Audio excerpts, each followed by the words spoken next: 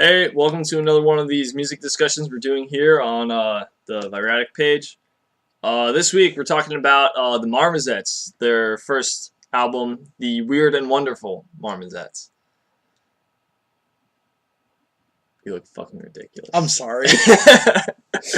Alright, while Jeremy fixes his hat, I'll do our plugs that we always do.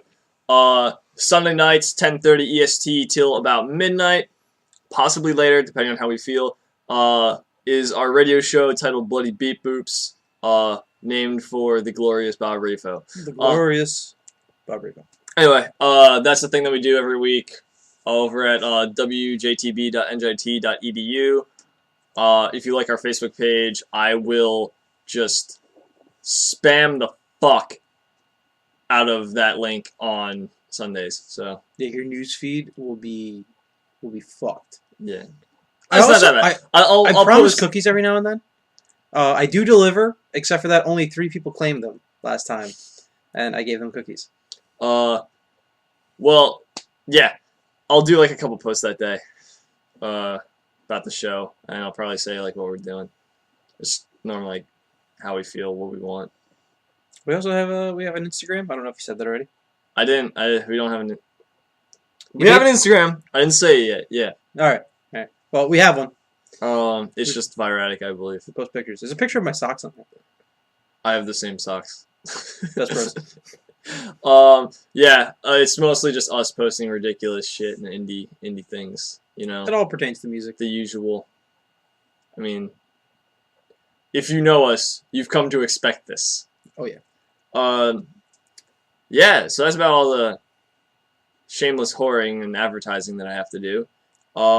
Let's talk about fucking British post-hardcore math rock, cause math rock. That's I'm feeling it. I'm feeling it.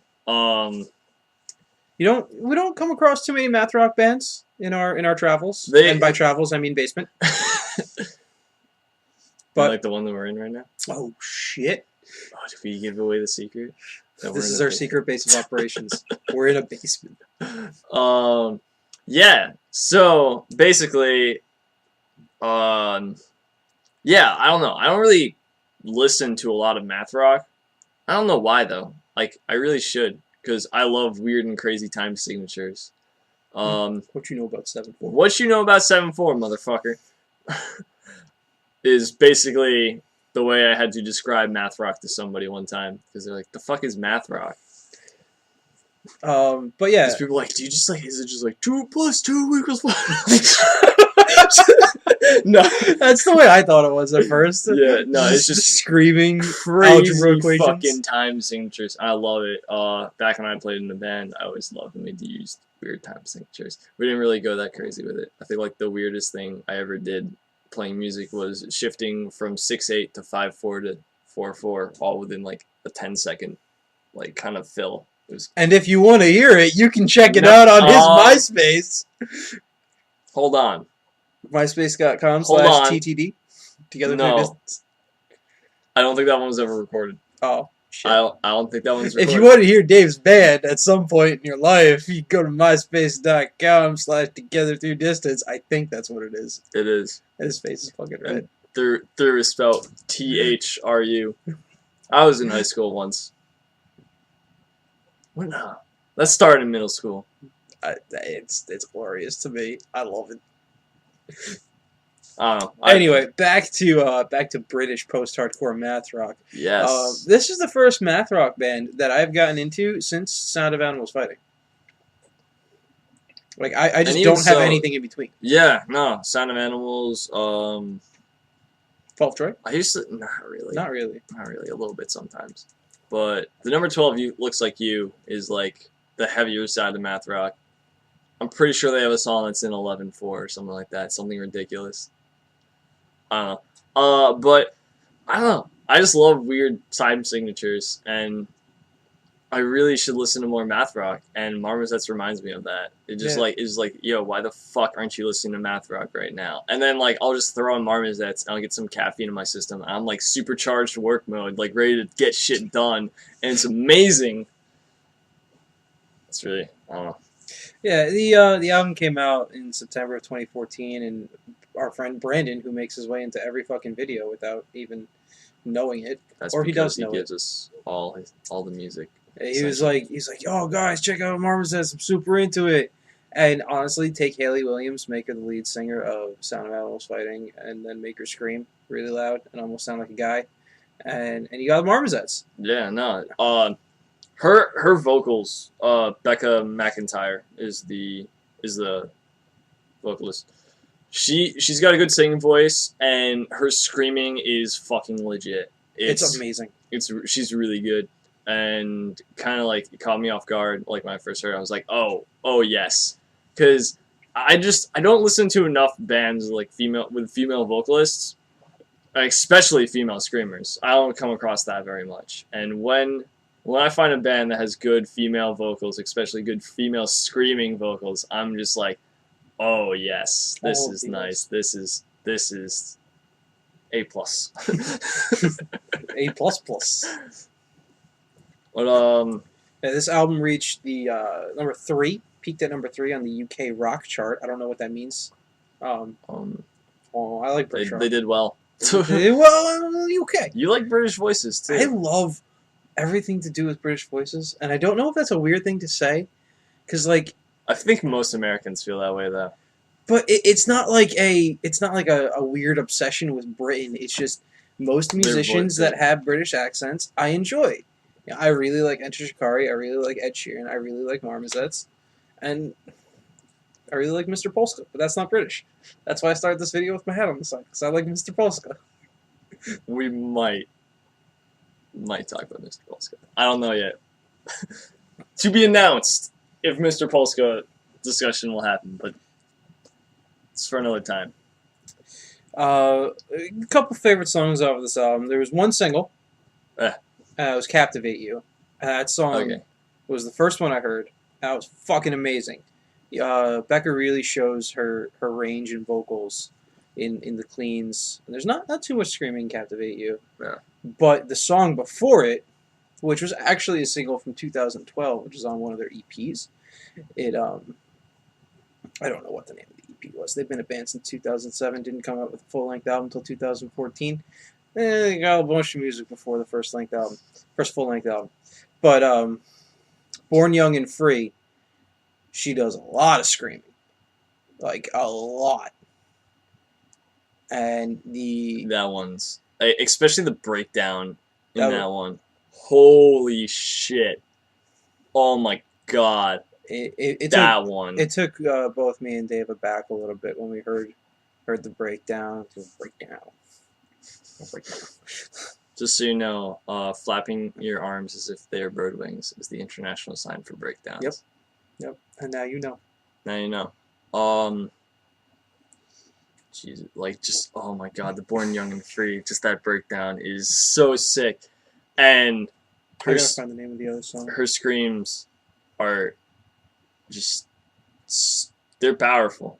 They're powerful, and I love it. She's got super powerful vocals altogether.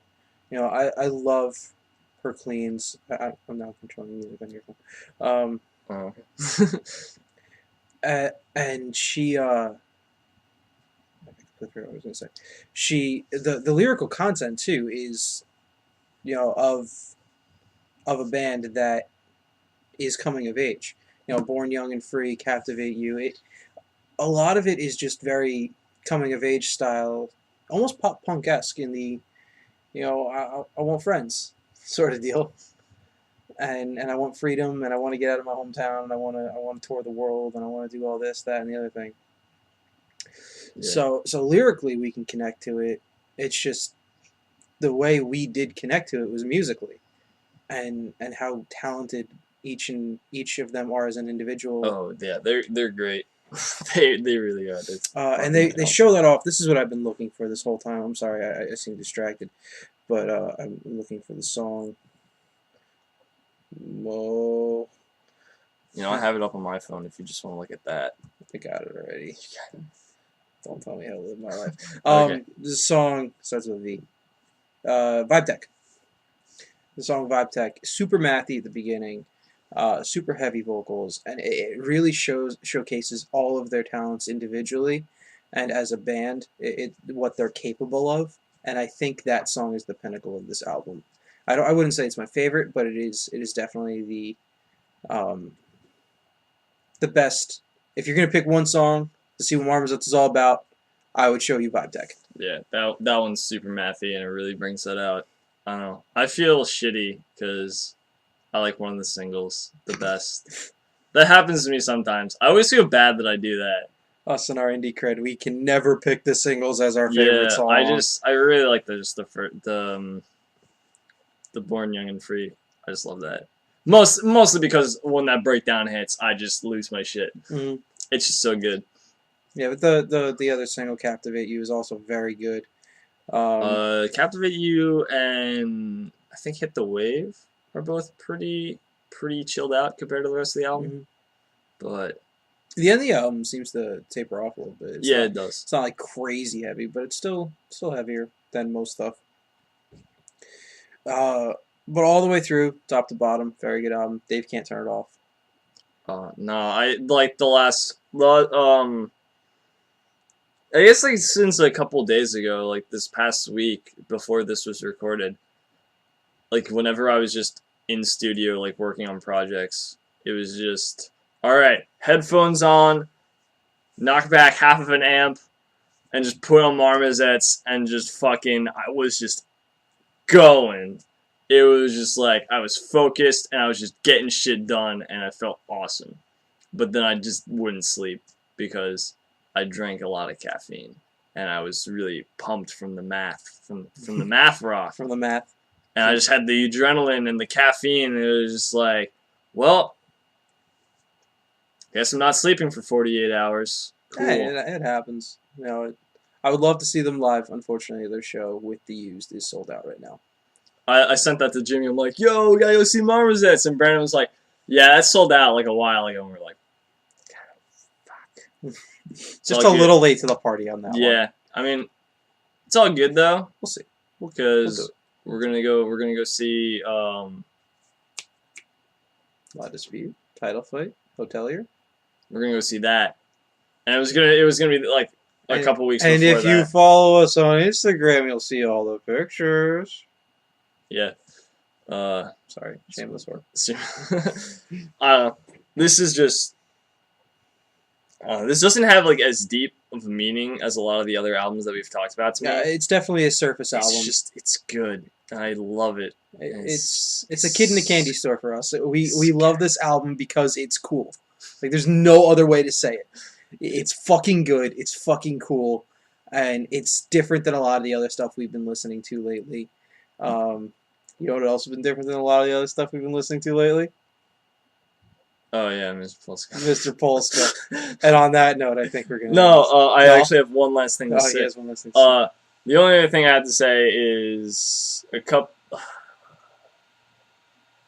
Wednesday or two ago from when we did this, Alt Press put Becca McIntyre as their Woman Crush Wednesday, and a lot of people were like, Woman Crush Wednesday, but she's ugly. I was like, fuck you! She's got an amazing voice, and you should respect her, you motherfuckers. Yeah, just like with most intense artists, their singing voice. I'm sorry if I destroyed your eardrums. their singing voice Mine's and fucked already. Their performing faces are not pretty, but you know her just chilling, doing whatever. She's pretty, and fuck those people who said she's ugly. You guys are dumb. Yeah. I'm defending you, Becca. Fuck you. Fuck you assholes on the internet. You know who you are. And if you found your way here, leave. No, please stay. I want the views. I have no soul. Mr. Polska. Alright, goodbye. Fuck you, Jimmy.